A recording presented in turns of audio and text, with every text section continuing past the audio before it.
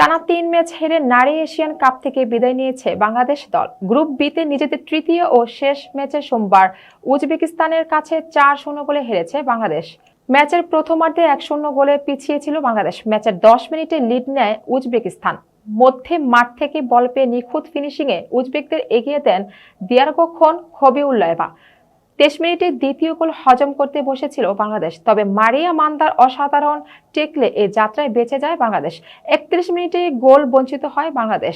উজবেকিস্তানের সীমানায় বক্সের বাইরে থেকে ঋতুপর্ণার অসাধারণ শট দারুণ দক্ষতায় রুখে দেন গোলরক্ষক মাফতুনা জমিনুকুলুবা।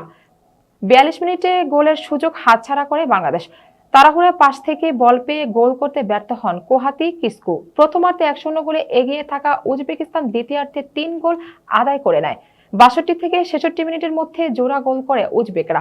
৬২ ও ৬৬ মিনিটে গোল দুটি করেন দিলদোরা নেজিবোমা। ম্যাচের ৮৮ মিনিটে বাংলাদেশের জালে আরেকটি গোল করে নীলুফার কুন্দ্রাতোবার। শেষ পর্যন্ত ৪-০ গোলে ম্যাচ হারে বাংলাদেশ।